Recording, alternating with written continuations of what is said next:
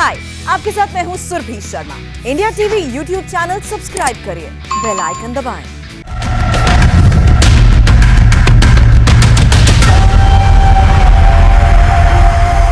13 साल बाद ओलंपिक का गोल्ड मेडल भारत आ रहा है। न सिर्फ गोल्ड मेडल बल्कि भारत के खिलाड़ी अब तक की बेस्ट परफॉर्मेंसेस करके 7 मेडल लेकर आ रहे हैं। कुछ खिलाड़ी आ चुके हैं और गोल्ड मेडल कल आएगा। मेडल जीतने का पूरा क्रेडिट खिलाड़ियों को मिलना ही चाहिए, लेकिन सवाल है कि मेडल के पीछे कौन? ओलंपिक जैसे इवेंट में खिलाड़ी के पीछे एक पूरी व्यवस्था होती है, एक सिस्टम होता है। ओलंपिक के लिए ट्रेनिंग और विदेशी कोच से लेकर सपोर्ट स्टाफ तक हर कदम पर उनका साथ देना होता है। मोदी सरकार इसमें कितनी सफल हुई है? कुछ बातें मेडल्स टैली बता रही हैं, कुछ बातें खिलाड़ियों ने बताई हैं, लेकिन हर मुद्दे का पक्ष और विपक्ष होता है। इस मुद्दे का भी है, इस पर होगा आज का मुकाबला। Welcome back. बीजेपी नेता अमित मालवीय ने ओलंपिक में कामयाबी के पीछे सरकार की नीतियों को क्रेडिट दिया है। अमित मालवीय ने बताया कि 2014 में टॉप स्कीम शुरू की गई थी। आपको हम बताते हैं आखिर टॉप स्कीम है क्या। सितंबर 2014 में शुरू हुई टारगेट ओलंपिक पोडियम स्कीम और मेडल जीतने की संभावना वाले खिलाड़ियों की पहचान की गई। खिलाड़ियों की सिलेक्शन के लिए एक्सपर्ट्स का पैनल बनाया गया और सरकार ने आर्थिक मदद, ट्रेनिंग, कोचिंग और मेडल्स भी हेल्प दी है। इस पर हम चर्चा भी करेंगे और हमारे साथ थोड़ी देर बाद खास मेहमान भी जुड़ने वाले हैं। उनसे होगी खास बातचीत। पूर्व हॉकी खिलाड़ी अशोक ध्यानचंद इस वक्त हमारे साथ जुड़ने वाले हैं। साथ ही आपको बता दें जैवलिन थ्रो प्लेयर काशीनाथ नायक हमारे साथ होंगे और साथ ही ओलंपियन जयप्रकाश हमारे साथ होंगे। हॉकी प्लेयर मनजिंदर कौर और ओलंपियन योगेश्वर दत्त भी हमारे साथ जुड़ेंगे। इन्हीं खिलाड़ियों से होगी आज खास बातचीत। Welcome back. बीजेपी नेता अमित मालवीय ने ओलंपिक में कामयाबी के पीछे सरकार की नीतियों को क्रेडिट दिया है। अमित मालवीय ने बताया कि 2014 में टॉप स्कीम शुरू की गई थी। आपको हम बताते हैं आखिर टॉप स्कीम है क्या। सितंबर 2014 में शुरू हुई टारगेट ओलंपिक पोडियम स्कीम और मेडल जीतने की संभावना वाले खिलाड़ियों की पहचान की गई।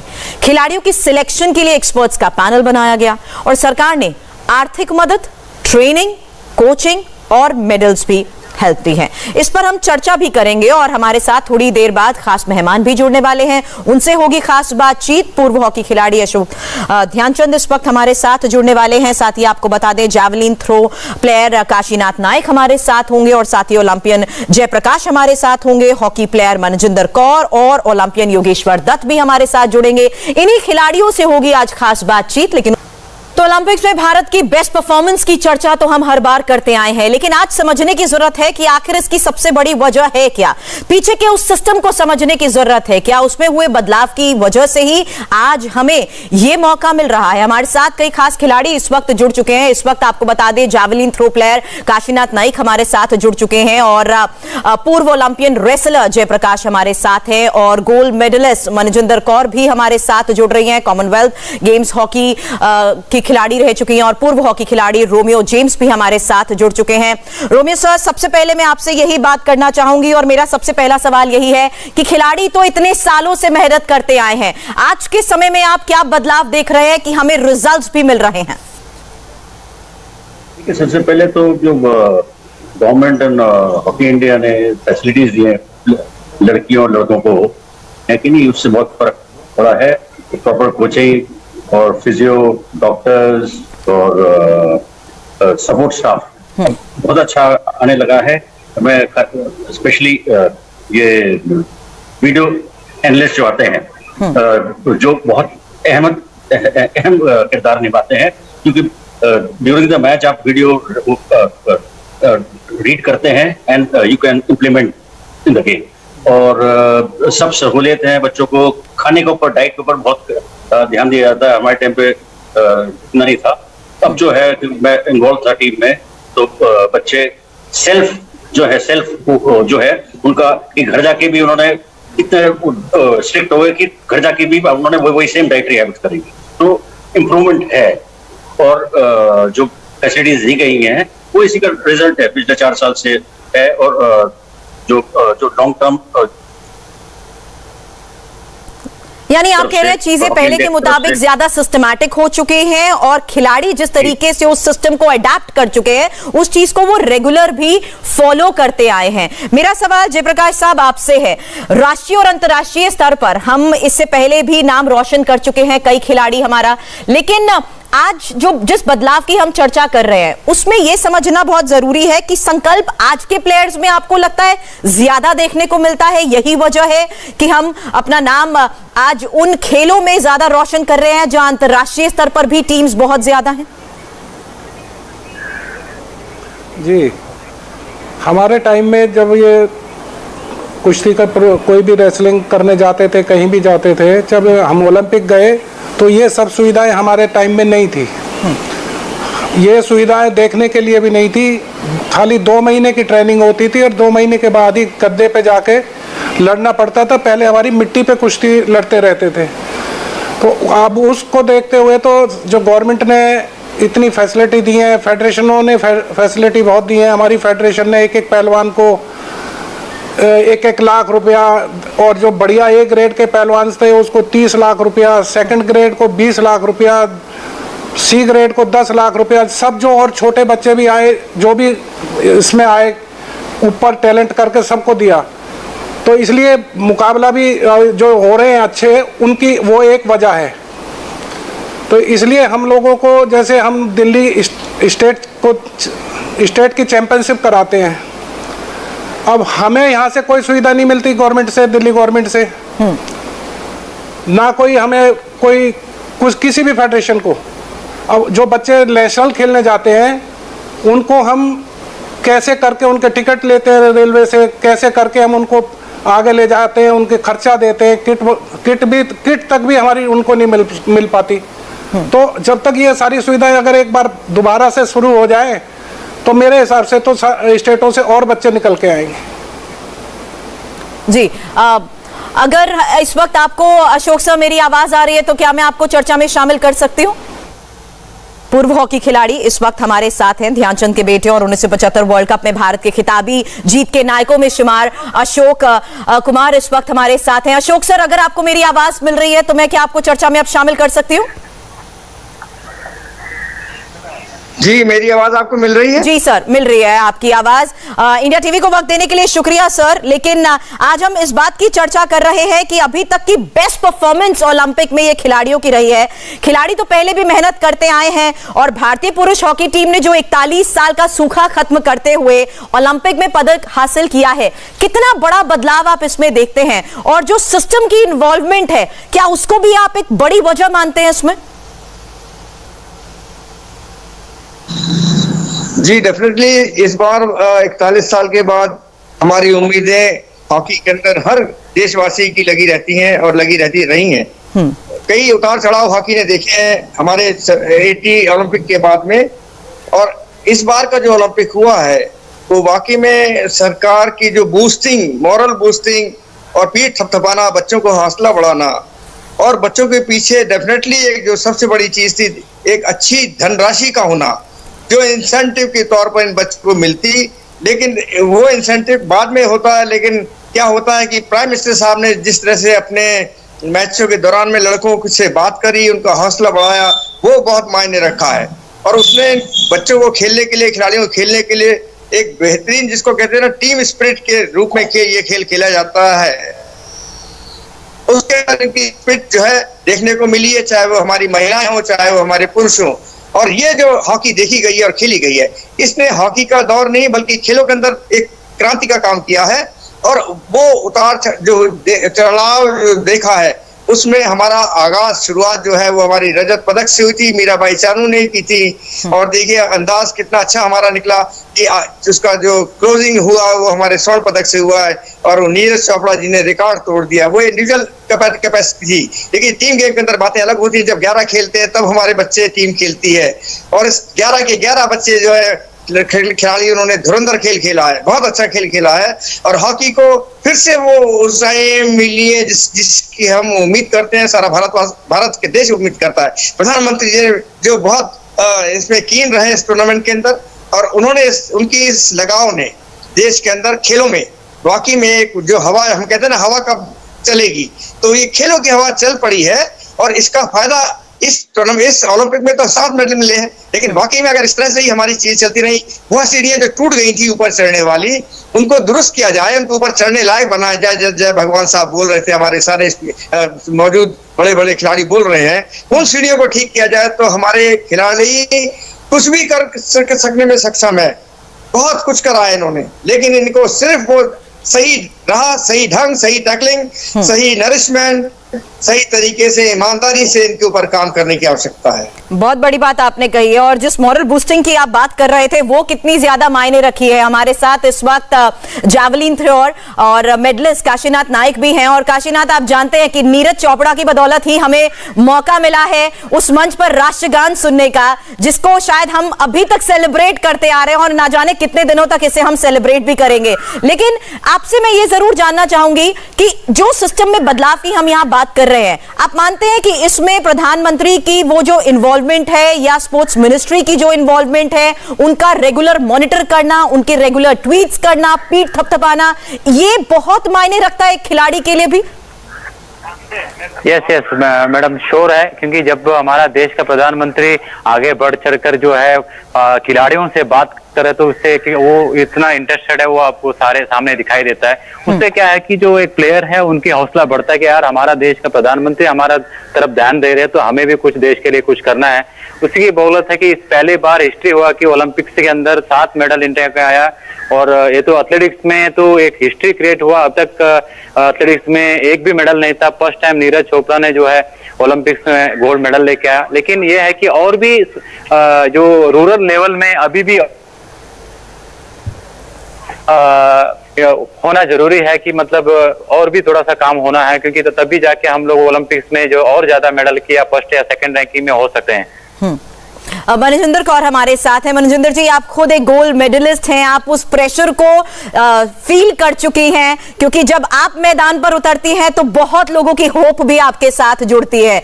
आज के इस दौर में जहां हम देख रहे हैं जो लोगों की एक स्पिरिट नजर आती है उस स्पोर्ट्स के लिए, हर स्पोर्ट्स की यहां पर मैं बात करना चाह रही हूं, और जब आप खिलाड़ी के तौर पर परफॉर्म करने जाते हैं तो वो सपोर्ट सिस्टम कितना मायने रखता है?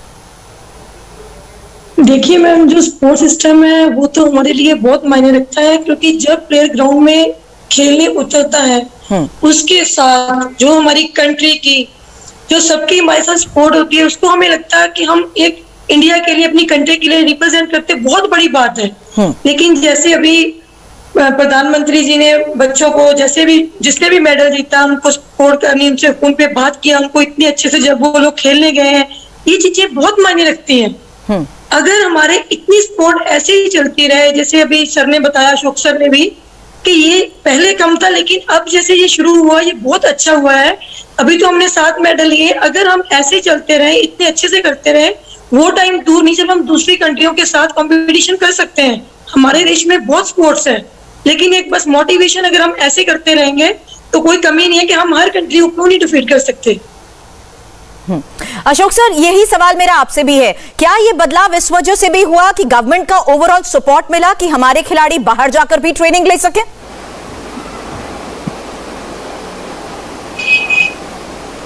जी बिल्कुल बिल्कुल, यकीनन ये सब बातें खुले दिल से की गई और खेलों के अंदर ऐसा करना भी चाहिए।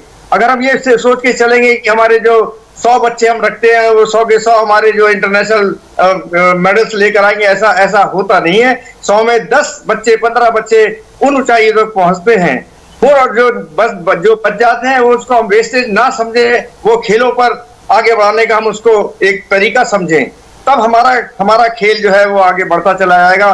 वेस्ट नहीं समझना है, और जो वेस्ट नहीं समझना है, सही तरह से मॉनिटरिंग हो जाए। हमारे इन सब जो शुरुआती दौर से बच्चे उठते हैं, चाहे वो स्कूल हो चाहे कॉलेज हो, उन जगहों पर हमारे बच्चे आधे बीच में रुक जाते हैं। उनके सामने सबसे बड़ी समस्या जो है, प्रॉब्लम जो है, वो उनका कैरियर है।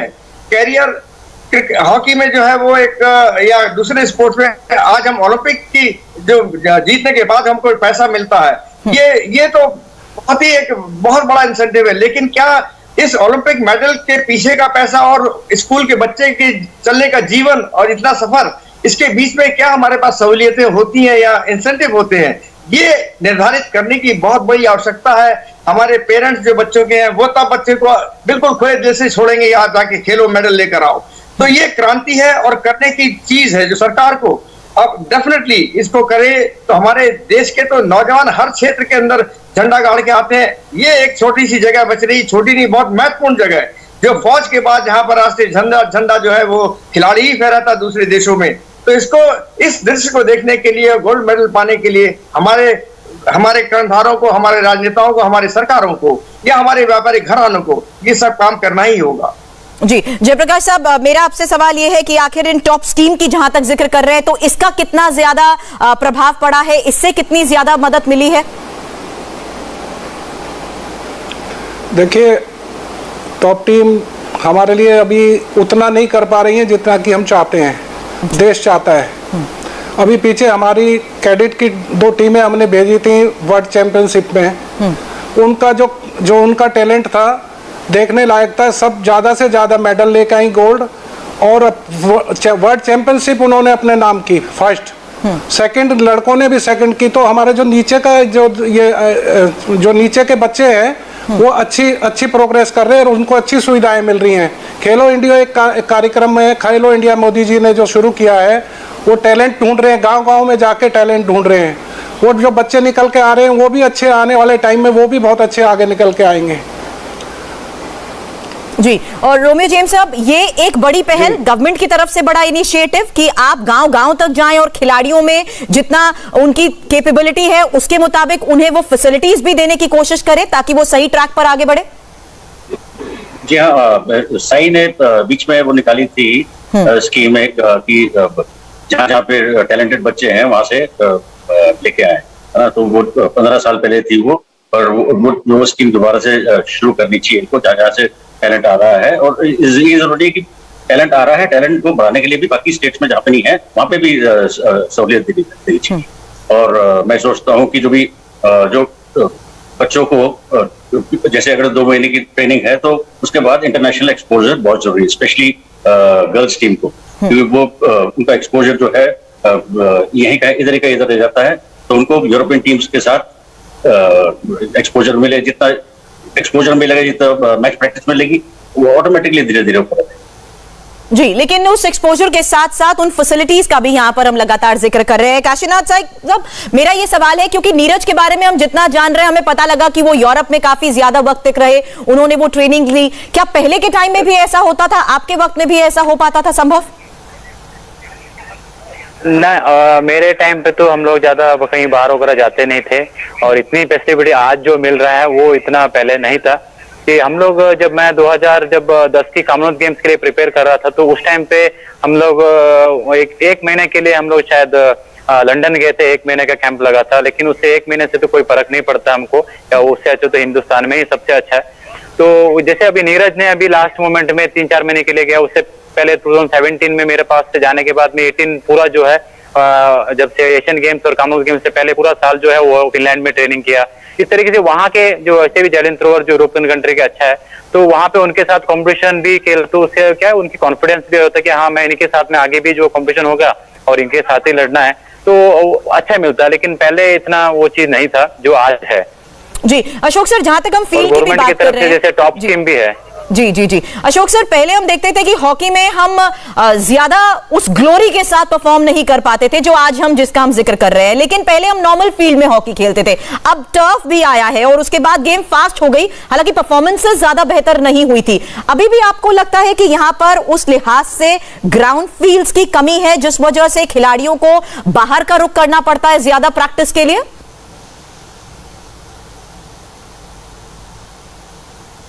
क्या सवाल दोबारा दोहराएंगे? सर, मैं ये जानना चाह रही थी कि गेम हमारी जिस तरीके से अभी तक होती थी, नॉर्मल ग्राउंड्स पर प्रैक्टिस होती थी, लेकिन अब जिस तरीके से टर्फ ज्यादा आया है, एस्ट्रो टर्फ की अभी भी आपको लगता है कमी है हमारे यहाँ पर? कमी नहीं, बिल्कुल कमी है, बहुत कमी है मैडम। हमारे किसी भी स्कूल के अंदर कोई एस्ट्रो टर्फ नहीं है। अगर कोई एक आध कहीं पर हो, मैं उसको कह नहीं सकता। स्कूल कॉलेज के अंदर नहीं है जहां से बच्चा आगे की सीढ़ी पकड़ता है।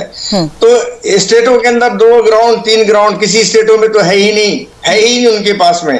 कुल मिला के 40-50 प्लेबल ग्राउंड हमारे देश भर के अंदर है। और इन ग्राउंडों पर इतनी बहुतायत में इतने नंबर्स के ऊपर खिलाड़ियों को खेलना और प्रैक्टिस कराना, कोचिंग कराना, कोचेस का होना, ये एक बहुत बड़ा, सही मायने में बहुत महंगा खेल हो चुका है हॉकी। रोमियो भाई बैठे हुए हैं, जानते हैं बेहतर इस बात को कि हॉकी एक बहुत महंगा खेल हो चुका है। एक 8 करोड़ की तो ग्राउंड खाली इसकी जरूरत है, फिर हॉकी 3-3, 5-5 हजार की फैमिली अफोर्ड नहीं कर सकती। ये खेल ऐसा हो गया जो सिर्फ स्पॉन्सरशिप के ऊपर, राज्य सरकारों के उनके उसके ऊपर और केंद्र सरकार के फैसलों के ऊपर खेल डिपेंड हो गया। लेकिन थैंक्स गॉड हमारे स्टेट जो है उड़ीसा ने इस बार टीम को स्पॉन्सर किया है। इस पहले स्पॉन्सर्स होती रही हैं, लेकिन इस बार बड़े खुले मन से किया। जब मुझे याद है 1975 का वर्ल्ड कप जब हम जीते थे, हमारी टीम जो एक कहते हैं ना एक बदलाव आया था हॉकी के अंदर, तब एनआईएस पटियाला में हमको जो खाने की धनराशि थी बहुत ही मिनिमम थी। तो ज्ञानी जैल सिंह जो आज दुनिया में नहीं है, उन्होंने पंजाब गवर्नमेंट के नाम से कहा कि पूरी टीम का कोचिंग का पंजाब लगाएगी, अफोर्ड करेगी, और 50 रुपए रोज के ऊपर डाइट के ऊपर, 50 रुपए पर हेड रोज एक खिलाड़ी के ऊपर डाइट के ऊपर हम लोगों को वहां ट्रेनिंग दी गई। तो ये सब चीजें, तो ये चीजें बहुत पहले से दिमाग में आ जानी चाहिए। खेल चीज ऐसी है जहां पर आपको खर्च करना है, और खर्च किस पर करना है? अपने उस तमगे के ऊपर जो सोने के रंग का मिलता है देश को। तो ये चीजें वेस्ट नहीं है, लेकिन हम लोगों ने बड़े संकुचित मन से किया। आज भी कई प्रदेशों के बजट देखिए है ही नहीं 50 करोड़ 40 करोड़, अगर 100 करोड़ हो जाए तो बहुत बड़ी बात है। कुछ स्टेट्स हैं जिन्होंने 300 करोड़ 400 करोड़ कर रखा है, मध्य प्रदेश ने अच्छा कर रखा है, हरियाणा पंजाब ने कर रखा है। तो ये बजट जब तक खिलाड़ियों तक सही ढंग से ना पहुंचे, उन पर खर्च ना हो, तो आप इंसेंटिव, मेडल्स, ये हमारे जो हैं इनको रोकना होगा। अब हमें सिर्फ टारगेट देखना कि अगले ओलंपिक में ये चीजें जो हम लोग बोल रहे हैं या आप सुन रहे हैं या दर्शक सुन रहे हैं, वो चीजें हमारे बच्चों के सामने ना आए, वो खुले मन से। और मैंने फिर अर्ज किया है कि हमारे देश के अंदर हर क्षेत्र के अंदर टैलेंट है, हर क्षेत्र के अंदर। वो तो जान तक दे सकते हैं, लेकिन जान देने का एक आधार भी तो हो। जी, लेकिन रोमियो सर, अब जिस तरीके से हम हर स्पोर्ट्स की बात करते हैं तो उससे जुड़े बजट की बात भी होती है। जिस बात का जिक्र यहाँ अशोक सर कर रहे हैं, अभी भी आपको लगता है कि सरकार और सिस्टम में हुए सुधारों का ही ये नतीजा है कि बड़े बड़े बजट्स का भी अप्रूवल आसानी से मिल जाता है? जिस बात का मैंने थोड़ी देर पहले जिक्र किया कि नीरज यूरोप में काफी वक्त तक रहे, और अगर हम मीराबाई चानू की बात करें तो उन्होंने भी यूएस में जाकर प्रैक्टिस की, तो लाखों का उनका वो बजट और उस बजट की क्लियरेंस मिलना एक खिलाड़ी के लिए उस राह को कितना आसान कर देता है? जो जैसे अशोक भाई ने बताया है, जैसे अशोक भाई ने बोला है कि और उस पर काम होना है, और बहुत कमी है, क्योंकि जब बच्चे ग्राउंड से जो ग्रास रूट है, ग्रास पे प्रैक्टिस करके आते हैं और ग्रेवल पे करके आते हैं बिहार में, और वो तो जो टफ पे जब खेलने आते हैं तो फिर वो गेम ही डिफरेंट हो जाता है। हिटिंग, स्टॉपिंग, बेसिक आपकी चेंज हो जाती है। बेसिक चेंज होने से बहुत, तो भाई साहब की बात, अशोक भाई साहब की बात ठीक है। और पर हाँ, ये जो है कि गवर्नमेंट काफी कर रही है और करेगी, क्योंकि जो पिछले खेल मंत्री थे किरण रिजिजू जी, वो खुद पर्सनली इंटरेस्ट लेते थे और उन्होंने काफी पर्सनल इंटरेस्ट किया है, और वो खुद दिल से लगे हुए थे। और मेरे को पक्का है उम्मीद कि ये नए खेल मंत्री साहब भी प्रॉपर इसमें लुक आफ्टर करेंगे, और सारे खेलों का बजट जो है बढ़ना चाहिए। कुश्ती हो, बॉक्सिंग हो, एथलेटिक्स हो, हॉकी हो, एनीथिंग, कुछ भी हो। और बच्चों को जो है बजट कई के लिए होता है ताकि वो बच्चों पे, प्लेयर्स पे लगे जो फ्यूचर है। और अगर जो प्रॉपर प्लेयर्स पे लगेगा, और जैसे टॉप स्कीम है इन्होंने आइडेंटिफाई करके करा था, तो मैं सोचता हूँ कि आगे जो है 3-4 साल में और बढ़ना चाहिए, और सारे स्पोर्ट्स। और ये जो आपने दिखाया है इंडिया टीवी पे कि जैसे हॉकी के प्लेयर्स जीतते हैं तो उनके घर पे दिखाया है, उनके पेरेंट्स जश्न मना रहे हैं, उनके नेबर्स जश्न मना रहे हैं, रेसलर्स के, तो बहुत अच्छी बात। तो बच्चे जो है, जो आने वाली जो है जनरेशन, इसको देखेगी कि भी हम भी आगे खेलेंगे। ये मैं दाद देता हूँ आपके इंडिया टीवी की। सर, मौका हमें उन खिलाड़ी की वजह से ही मिला है जिसकी मेहनत सफल हुई है, और हमने खुद यहाँ बैठे बैठे उस जीत का, उस गर्व के पल को महसूस किया है, और हम भारतीय झंडे को लहराते हुए देखा है, राष्ट्रगान सुनने का हमें मौका मिला है। इसीलिए उस खिलाड़ी और उनके पीछे की मेहनत को समझना हम चाहते थे। मनजिंदर कौर जी, यहाँ पर अगर हम देखते हैं कि जब प्रधानमंत्री खुद खेल से पहले खिलाड़ी के साथ संवाद करें, खेल के बाद भी, नतीजा चाहे कुछ भी हो, लेकिन वो संवाद कितना ज्यादा मोटिवेट करता है और कितनी बड़ी रिस्पॉन्सिबिलिटी बढ़ा देता है। देखिए मैम, जो हमारे देश के प्रधानमंत्री जी जैसे टीम जाने से पहले उन्होंने जो मोटिवेशन दी है प्लेयर्स को मिले हैं, ये बहुत बड़ी बात है। क्योंकि मैच खत्म होने के बाद जब हम वापस आते थे तो हमें मिलते थे, लेकिन जाने से पहले और कोई मैच हार रहा, कोई जीत रहा, ग्राउंड पे फोन करना, ये बहुत बड़ी बात है। आप अपने आप में एक बहुत ही कॉन्फिडेंस प्लेयर्स में इस चीज का है कि हमें डायरेक्ट फोन कर रहे हैं, हमसे बात कर रहे हैं, हमें सहानुभूति दे रहे हैं, सारी चीजें बहुत अच्छी हो रही है। पर मैम एक चीज थोड़ी सी मैं कहना चाहूंगी, जैसे अशोक सर ने कहा, रोमियो सर ने कहा, जो हमारा ग्रास रूट है, अगर हम वहां पे ये चीजें, इतनी सुविधाएं हमारी अच्छी हो जाए, जैसे अंडर-12 है, अंडर-14, अंडर-6 है, उनको सारी सुविधाएं ग्राउंड में मिले, अगर हमें वहां से जो पीक वाले बच्चे आ रहे मिल जाए अच्छे से, तो हमारे रिजल्ट और भी अच्छे हो सकते हैं। जैसे हम लोग वहां से ग्रास पे खेलते हैं, फिर हम टर्फ पे आते हैं, हमारा सिस्टम चेंज हो जाता है। तो ये अगर चीज हमारी ग्रास रूट पे शुरू हो जाए, हर फैसिलिटी शुरू हो जाए, तो हमारी परफॉर्मेंस बहुत ऊपर जाएगी। गवर्नमेंट बहुत अच्छा कर रही है, थोड़ा सा ध्यान ग्रास रूट पे और दिया जाए तो परफॉर्मेंस और अच्छी हो जाए। जयप्रकाश साहब, आप जैसे खिलाड़ियों की इसमें इन्वॉल्वमेंट की सबसे ज्यादा जरूरत होती है जब स्टेट लेवल पर अगर इस बात का जिक्र किया जाए कि आखिर सुविधाओं के तौर पर खिलाड़ियों की अभी भी और क्या क्या जरूरत है? स्टेट को तो बहुत जरूरत है।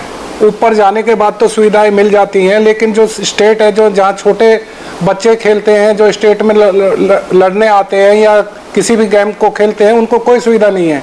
वो सब कुछ अपनी मेहनत से, अपने उससे करना पड़ता है। अगर इसी में नीचे से ही सारी सुविधाएं मिलने लगे, अगर पूरी सुविधाएं मिलने लगे, तो मैं कहता हूं कि ऊपर आके भी बहुत अच्छे हो जाएंगे वो।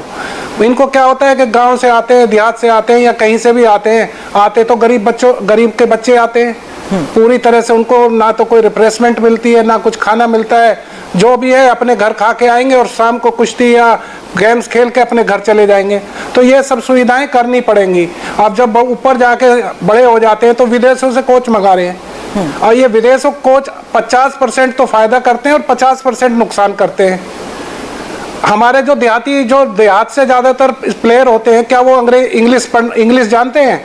कोई बात नहीं कर सकते, उनकी लैंग्वेज में बात नहीं कर सकते, तो उसका कितना नुकसान होता है। कितने दिन सीखने के लिए ऐसे ही दूसरे नए तरीके से सीखते रहते हैं, उनको पता ही नहीं चलता कि ये क्या बोल रहे हैं। तो इसलिए ये जो ऊपर जाके बहुत खर्चा कर रहे हैं, बहुत मेहनत कर रहे हैं, इसी का फायदा हो रहा है। अगर छोटे लेवल पे भी ये इस तरह से करेंगे, इसी तरह से खर्चा करेंगे और सबको देखभाल रखेंगे, उनकी एकेडमी बनवाएंगे, छोटी छोटी स्टेडियम देंगे छोटे छोटे, तो मैं चाहता हूं कि देश का सारा खेल सभी ऊपर उठ जाएंगे जी। चाहे हॉकी हो, चाहे स्विमिंग हो, चाहे। अशोक सर, इस तरीके से ग्राउंड रूट लेवल पर चीजों में सुधार के लिए आप जैसे पूर्व खिलाड़ियों की इन्वॉल्वमेंट कितनी ज्यादा जरूरी हो जाती है इस बेसिक रिक्वायरमेंट को समझने के लिए कि खिलाड़ी जो ज्यादातर वक्त फील्ड पर बिताने की कोशिश कर रहा है, उसे वो सुविधा वही मिल जाए जहां पर वो है? बस सबसे बड़ी प्रॉब्लम ये है कि खिलाड़ी मैनेजमेंट में नहीं आ पाता है। मैनेजमेंट किसी और का होता है, खिलाड़ी मैदान के ऊपर ही खड़ा रहता है। उसको वहां पर आने के लिए 50 शक्तियां काम करती कि खिलाड़ी मैनेजमेंट में ना आ पाए। वो साइकोलॉजी जानता है, वो कमियां जानता है, वो खिलाड़ी कैसे बनते हैं, बिगड़ते हैं, वो ये भी जानता है। एक खिलाड़ी इस बारे में बहुत नजर रखता है, लेकिन वो ऐसे लोग जो कनेक्टेड नहीं होते हैं खेल से, लेकिन मैनेजमेंट उनके हाथ में होता है, उनके सामने और जरिए होते हैं जो जिसके बलबूते पर वो स्पोर्ट्स में आ जाते हैं। और बड़ा आसान है, वो जो इलेक्शन सिस्टम है, कुछ इलेक्ट होके आते हैं, किस तरह इलेक्शन होता है, खिलाड़ी तो नहीं लड़ सकता है कोई भी इलेक्शन। सही बात तो ये है। दूसरी बात ये है कि जिस वक्त, जैसे हम कुश्ती की बात करें, पहला मेडल हमारे देश को जिताया गया था 1952 में, हमारे केडी यादव द्वारा, और उसके बाद सुशील कुमार जी ने इसमें इजाफा किया। और आज कुश्ती जो है हमारे देश का एक बहुत बहुत पुराना खेल है, उसने बहुत ऊंचाइयां दे दी हैं, बहुत नाम दिए पैदा किया, अच्छे पहलवान दिए हैं। हॉकी के अंदर मैं सीधी बात करता हूँ कि क्या ग्रेट बलबीर सिंह जिनकी डेथ अभी कुछ महीनों पहले हुई है, 3 ओलंपिक के गोल्ड मेडल उनके पास, सरकार का जो दिया हुआ अवार्ड सिर्फ एक पद्मश्री, क्या ये हमारे लिए एक शर्म की बात नहीं है? इस तरह के एक नाम नहीं, मैं तो 50 नाम गिना सकता हूँ जिनको कि वो अवार्ड जो हाईएस्ट अवार्ड होने चाहिए थे उनको देने चाहिए थे। 3 गोल्ड मेडल लाने वाले, 4 ओलंपिक के मेडल जिनके पास क्लाउडिया साहब के पास में थे। तो हॉकी की जो बदकिस्मती की इस तरह का मैनेजमेंट हमको मिला, इस तरह के लोग मिले कि हॉकी के मेडल तो आते गए। और हमारे बलबीर साहब का मैं एक इंटरव्यू खुद सामने सुन रहा था जिसमें उन्होंने कहा कि जब हम जीत कर आते थे, एयरपोर्ट पर उतरते थे, तो हमारे गले में मालाएं डाल दी जाती थी और वो मालाएं घर तक आते आते सूख जाती थी। तो आप इसका मतलब अच्छी तरह समझ सकते थे, कोई पैसे का इंसेंटिव नहीं था। हम जब 2nd वर्ल्ड कप जीतता है, 3rd वर्ल्ड कप जीत कर आए 75 का मैडम, तो मुझे एयरलाइंस के डिपार्टमेंट ने 50-50 रुपए के 2 इंक्रीमेंट दिए थे। ये इंसेंटिव था मेरे लिए जी। तो लेकिन सर, आज के समय में इस बदलाव की बात करें, जहां हम खुद बेसब्री से इंतजार कर रहे हैं खिलाड़ियों की वतन वापसी का, जहां हम खुद इंतजार कर रहे हैं कि वतन वो गोल्ड वापस आए, वो मेडल्स वापस आए जो खिलाड़ियों की ही इस मेहनत का नतीजा है, उसमें सरकार की और उस सिस्टम और उस मैनेजमेंट की इन्वॉल्वमेंट, ये बदलाव कितना ज्यादा मायने रखता है? ओलंपिक रेसलर योगेश्वर दत्त भी इस वक्त हमारे साथ जुड़ चुके हैं। योगेश्वर, आपकी मेहनत का फल हम देख चुके हैं, लेकिन आज खिलाड़ी इतने सालों से जो मेहनत करते आ रहे हैं, उसमें सिस्टम में हुए बदलाव का भी क्या ये नतीजा है कि हम देखते हैं कि खुद प्रधानमंत्री जाने से पहले भी खिलाड़ी के साथ बात करते हैं, आने के बाद भी उसके स्वागत की तैयारियों के साथ साथ उससे मिलते हैं खुद, और न सिर्फ पीठ थपथपाते हैं बल्कि सिस्टम में किस तरह के सुधार की जरूरत है, इस बारे में भी बात होती है। देखिए, बिल्कुल सभी को नमस्कार। और बदलाव बहुत ज्यादा हुआ है। 7 मेडल, उसमें गोल्ड भी नीरज चोपड़ा ने जीता है। और मुझे खुशी है कि लगातार 4 ओलंपिक में कुश्ती से हमें मेडल मिले हैं। 2008 से 20 तक लगातार कुश्ती से मेडल मिले हैं। हिंदुस्तान का नाम रोशन किया है खिलाड़ियों ने, हमारे खिलाड़ियों ने। और सभी खिलाड़ी बधाई के पात्र हैं, जितने भी जो भी हमारा दल गया था, क्योंकि पहली बार हमारे लड़के और लड़कियों ने हॉकी में कमाल किया है, मेडल जीता है। 40 साल बाद लड़कियां सेमीफाइनल में पहुंची हैं। मेरा भाई चानू ने मेडल जीता, पीवी सिंधु ने 2 मेडल जीते हैं, कुश्ती से 2 मेडल आए हैं। और नीरज चोपड़ा का तो कहने क्या, एक ऐसा इतिहास बनाया है जो आज तक एक मेडल भी एथलेटिक्स में उसने गोल्ड के साथ शुरुआत की है। ये खिलाड़ियों में एक नई भूख जगेगी एथलेटिक्स में भी। अब हर खिलाड़ी जब जाएगा तो सोचेगा मेरे को भी ओलंपिक में गोल्ड लेके आना है। और ये बदलाव हुआ है। मैं 4 ओलंपिक खेला हूँ। 2012 में मेरा मेडल था। कभी 2016 में मोदी आया, प्रधानमंत्री मोदी जी जाने से पहले हम सभी खिलाड़ियों से मिले थे, आने के बाद मिले। और अभी फोन पे टोक्यो में आप तकरीबन हर खिलाड़ी से बात कर रहे हैं फोन पे। एक हौसला बढ़ता है इससे। जब किसी देश का प्रधान, हम देखते थे क्योंकि हर ओलंपिक में जैसे रशियन थे, यूएसए के थे, हम फोटो देखते थे उनके साथ प्रैक्टिस करते थे। वो चीज आज हिंदुस्तान में होने लगी है। खिलाड़ी जब कोई देश, किसी भी देश प्रधानमंत्री खिलाड़ी से मिलता है, उसके साथ बातें करता है, हंसी मजाक करता है, तो खिलाड़ी का आत्मविश्वास बढ़ता है। उसमें अगर कोई ओलंपिक चैंपियन, मेडल से पहले कोई ओलंपिक चैंपियन से मेरी बात होती थी, हम विदेश में जाते थे, जब हमारे साथ टेक्निक करता था, हमें बहुत खुशी मिलती थी कि हमने इसके साथ ट्रेनिंग की है। अब कोई प्रदेश का प्रधानमंत्री ने बात की है, फोन पे की है, हॉकी वाले से की, नीरज चोपड़ा से की, जी सभी से, मतलब पहले जूम मीटिंग की, ये बहुत बड़ी बात है। और ये मेडल बड़े हैं, आत्मविश्वास बड़ा है। और आने वाले टाइम में देखिए आप 7 मेडल है। मेरा मानना है कि 2024 में 7 से हम 13-14 तक भी पहुंचेंगे। हर भारतीय को इस बात का पूरा भरोसा है योगेश्वर, हर भारतीय को इस बात का पूरा भरोसा है। लेकिन काशीनाथ जी, मेरा सवाल आपसे है, आज जिस तरीके से हम हर सोशल प्लेटफॉर्म पर उस खिलाड़ी की मेहनत को खुद देख पाते हैं, एक फैन होने के नाते या एक आम नागरिक होने के नाते हम ये समझ पाते हैं कि एक लंबा सफर रहा है। आपको नहीं लगता कि यहाँ पर अगर हम देखते हैं कि हर लेवल पर उन चीजों को सोशल प्लेटफॉर्म पर खुद स्पोर्ट्स मिनिस्ट्री की तरफ से या स्पोर्ट्स मिनिस्टर की तरफ से भी डाला जाता है, तो ज्यादा से ज्यादा लोग इंस्पायर होने के साथ साथ समझ पाते हैं आपके उस खेल को? क्योंकि डिस्कस थ्रो की अगर हम बात करें, जैवलिन की हम बात करें, तो आज हर कोई इस बारे में जानता है और उन टेक्निक्स को समझना चाहता है, उस मेहनत को समझना चाहता है जो उस खिलाड़ी की उसके पीछे रही है। हाँ, एक्चुअली मैडम, अभी आजकल जो सोशल मीडिया में आप देखे होंगे जैसे नीरज ने भी कहा जहां अभी मेडल लिया, या अपना कमलप्रीत कौर ने जब ओलंपिक के लिए उसने फाइनल के लिए क्वालिफाई किया, तो हमारा स्पोर्ट्स मिनिस्टर हो गया या अपना किरण रिजिजू सर थे, या तो अपना ठाकुर सर है, या प्रधानमंत्री जी है, उन्होंने ट्वीट वगैरह किया। इससे बहुत लोगों का हौसला बढ़ता है, और उससे क्या है कि लोगों को पता चलता है कि भाई हमारा देश का जो है प्लेयर्स जो है ओलंपिक्स में फाइनल में पहुंचे या फाइनल में मेडल जीते हैं। तो इससे बहुत सोशल फॉर्म जो मीडिया से बहुत फेमस होते हैं, उससे अच्छा रहता है कि मतलब आगे आने वाले दिन में जो है जो युवा पीढ़ी जो है वो स्पोर्ट्स फील्ड में आए, और देश का जो है ओलंपिक्स में बहुत सारे अभी जैसे योगेश्वर जी ने कहा कि जो 24 में जो ओलंपिक्स होगा, तो श्योर मैं भी यही उनके साथ में हूँ। मतलब 15 से 20 मेडल जो है ओलंपिक्स में हमारा हिंदुस्तान का आएगा। इसमें जिस तरीके से हमारा प्रधानमंत्री इन्वॉल्व हो रहे हैं, तो इससे 100% है कि हमारा जो 24 में 15 से 20 मेडल आना पक्का है। बिल्कुल। लेकिन योगेश्वर, थोड़ी देर पहले हम सरकार की नीतियों की भी यहाँ पर बात कर रहे थे। मेरा सवाल आपसे उस टॉप स्कीम को लेकर है, आप मानते हैं कि इसको लेकर भी बहुत फायदा पहुंचा है? देखिए, बिल्कुल टॉप स्कीम का बहुत ज्यादा फायदा पहुंचा है खिलाड़ियों तक, क्योंकि खिलाड़ियों को बार ट्रेनिंग पे जाने के लिए, कोचिंग के लिए कोई परेशानी नहीं हुई। पहले ये स्कीमें निर्देशित मिनिस्ट्री साहित्य में दिक्कतें होती थी, उसके लिए अलग से बजट बना, अलग से उसकी कमेटी बनाई गई, अलग से उसका हुआ, तो वो खिलाड़ियों को लंबा नहीं खींचना पड़ता। कहीं ट्रेनिंग के लिए जाना तो साथ के साथ में चीजें पास होती हैं, और वो बहुत अच्छा उसका फायदा मिला है। और ऐसी जब खिलाड़ी को डायरेक्ट फायदा होगा, ट्रेनिंग की बात हो चाहे कोचिंग की बात हो, और तो हर खिलाड़ी के पास फिजियो है, अपना पर्सनल कोच है, जब वो चाहे ट्रेनिंग पे जा सकता है, कोई चक्कर नहीं कटते, कोई ज्यादा फाइल वर्क नहीं है, इसका फायदा मिलता है। और एक खिलाड़ी टेंशन में नहीं रहता ज्यादा, और उसका बस अपने काम के ऊपर फोकस होता है। काम पर फोकस के साथ साथ जो सपोर्ट स्टाफ और जिस तरीके का ओवरऑल मैनेजमेंट रहता है, हम यहाँ पर इस बारे में भी योगेश्वर बात कर रहे थे कि स्टेट लेवल पर जो मैनेजमेंट है और जिस तरीके से जो फेडरेशन आपके साथ जुड़ी होती है, उसमें भी क्या आप समय के मुताबिक बहुत बदलाव देख चुके हैं, इसलिए आसान हो गया है? आज अगर खिलाड़ी फॉरेन कंट्रीज भी जाते हैं तो उनके लिए बजट क्लियरेंस भी आसानी से हो जाती है ट्रेनिंग को लेकर? देखिए, वो फेडरेशन के ऊपर ही बात है। जैसे मैं अपनी फेडरेशन की बात करता हूँ, हमारी फेडरेशन बहुत ज्यादा हेल्पफुल है। खिलाड़ियों को चाहे अगर कहीं कोई देरी होती है तो खुद के पे भी वो खर्चा वहन करने का दम रखती है। जूनियर खिलाड़ियों के ऊपर भी खर्च करती है, ग्रास रूट पे, मतलब जो अंडर 17 के बच्चे होते हैं, जो एशिया की बात हो, वर्ल्ड कैट की बात हो, ये चीज जो है वो फेडरेशन के ऊपर बात है। इसलिए फेडरेशन को भी अपने ऊपर जिम्मेवारी लेना पड़ेगा। और अब मैं खुशकिस्मत हूं कि 2008 से और 2020 तक लगातार 4 ओलंपिक में कुश्ती से मेडल मिले हैं।